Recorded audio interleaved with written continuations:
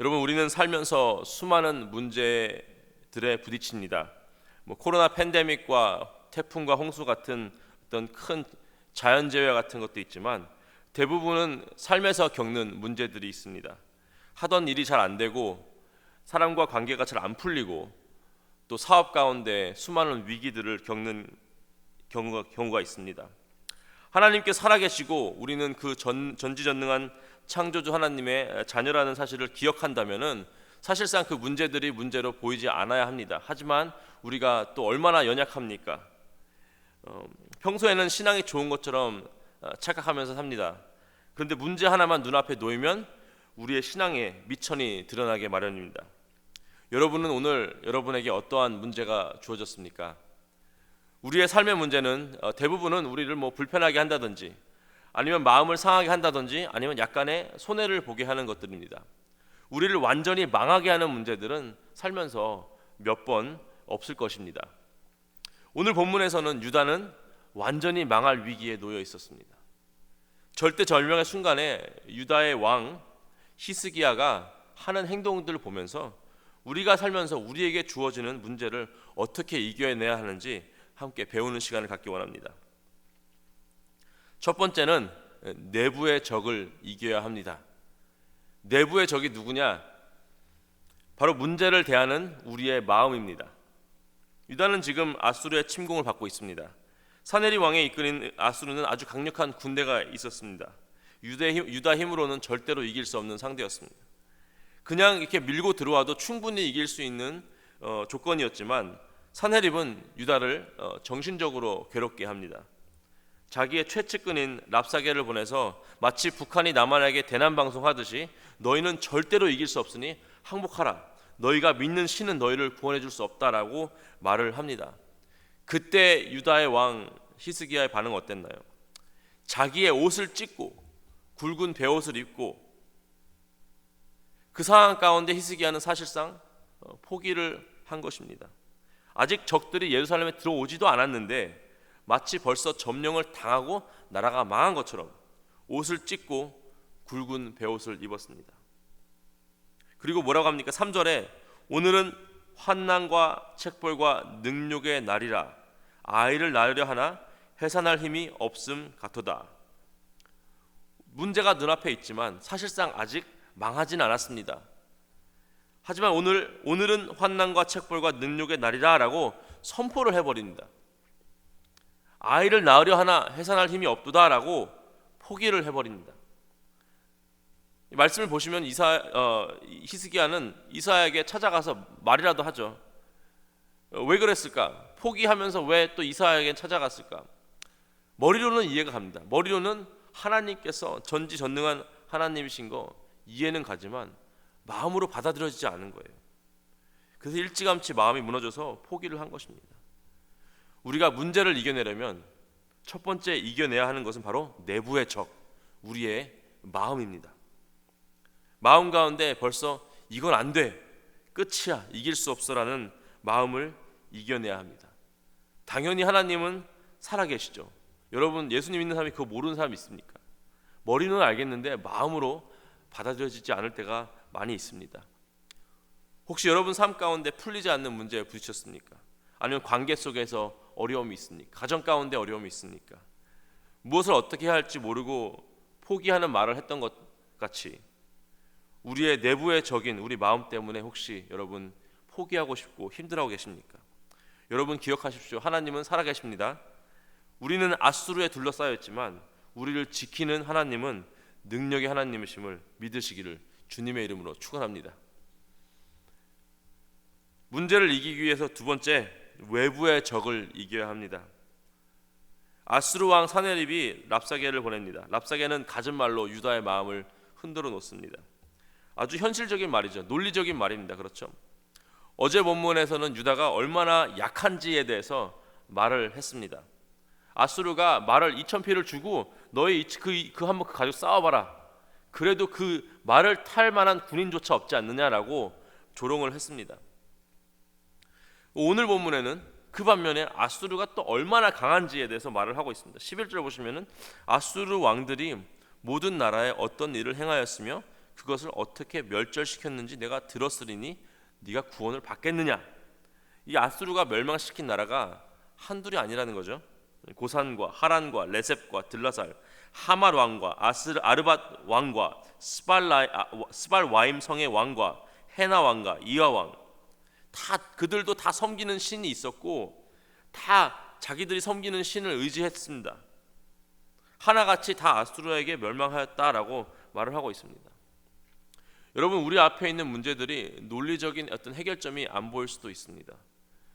그때 아주 어려움이 겪고 있을 때 누가 기도하라 그러면 현실적인 문제들이 눈앞에 있고 또 그것을 이겨낼 힘이 없는데 무슨 기도냐라고 말을 할 수도 있습니다. 맞습니다. 그렇죠? 논리적으로는 불가능합니다. 유다는 너무 약하고 아수르는 너무 강합니다. 우리는 너무 약하고 우리 앞에 있는 문제는 너무 큽니다. 문제를 이겨내기 위한 두 번째는 이런 외부의 적들을 이겨내야 합니다. 사단은 이런 논리, 상황을 이용해서 우리에게 안 된다, 불가능하다, 하나님이 어떻게 이런 일을 해결하시겠냐라고 우리에게 말을 합니다. 하지만 여러분, 우리 주님은 그 상황을 뛰어넘는 능력의 하나님이신 것을 믿으시기를 주님의 이름으로 축원합니다. 자, 이 두 가지를 이겨냈어요. 마음이 흔들리지 않게 포기하지 않도록 잘 다스렸습니다. 내부의 적을 이겼습니다. 그리고 그 상황을 보고 그 논리적인 말에 넘어가지 않았습니다. 외부의 적도 이겼습니다. 여기까지만 해도 잘 하신 거죠. 하지만 여기까지만 한다면 우리는 그저 어떤 긍정적인 사고방식을 가진 건강한 사람밖에 되지 않습니다. 이제부터가 중요합니다. 세 번째 문제를 이겨내기 위한 방법은 바로 하나님께 나아가기입니다. 이 히스기야의 반응을 잘 살펴보면 몇 절 되지 않았는데 뭔가 달라진 게 보입니다. 갑자기 그냥 마음이 바뀌었겠습니까? 아니죠. 유다의 영적인 리더인 이사야에게 나아갔습니다. 이사야의 말을 들었습니다. 6절 7절 보시면은 이사야가 그들에게 이르되 너희는 너희 주에게 이렇게 말하라. 여호와께서 이같이 말씀하시되 너희가 들은 바 아수르 왕의 종들이 나를 능욕한 말로 말미암아 두려워하지 말고 보라, 내가 영을 그의 속에 두리니 그가 소문을 듣고 그의 고국으로 돌아갈 것이며 또 내가 그를 그의 고국에서 칼에 죽게 하리라 하니라. 이 히스기야는 그 마음이 흔들리는 상황 가운데서 논리적으로 도저히 이겨낼 수 없는 그 상황 가운데서 이사야의 말을 들었습니다. 그리고 그 말을 아멘으로 받아들였습니다. 여러분, 문제가 있다면 일단 예배 가운데 주님 앞에 나오십시오.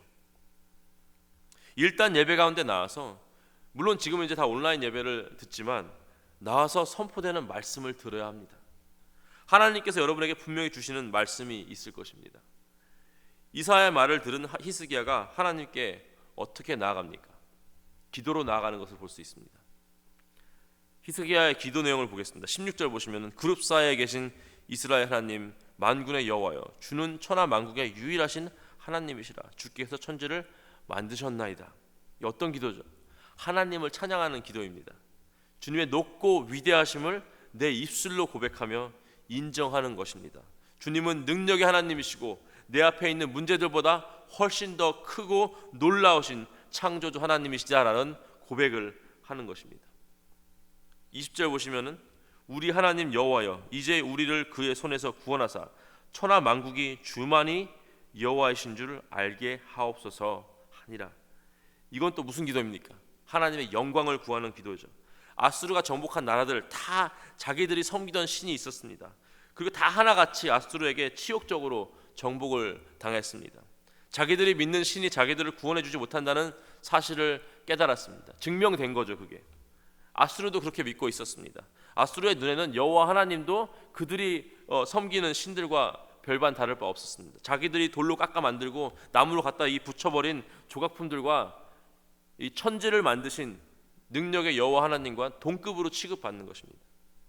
히스기야는 천하 만국이 주만이 여호와이신 줄을 알게 하옵소서. 나를 위해서, 유다를 위해서가 아닌 주님의 이름을 위해서, 주님의 영광을 위해서 역사하여 주시옵소서라는 기도를 했습니다. 상황은 변하지 않았습니다. 그렇죠? 논리적으로 계산해 보면 절대 이길 수 없는 싸움이었습니다. 하지만 논리적으로 계산해 보면 반드시 이기는 전쟁입니다. 왜냐? 논리적으로 보더라도 우리가 섬기는 여호와 하나님은 모든 눈앞의 문제들보다 훨씬 더 크신 능력의 하나님이시기 때문입니다. 여러분, 우리의 삶은요, 문제 after 문제, problem 넘어 problem, 문제는 우리 삶의 일부분입니다. 그 수많은 크고 작은 문제를 어떻게 이겨내시겠습니까? 오늘 말씀에서 우리가 배운 것처럼 우리의 내부의 적을 이겨야 합니다.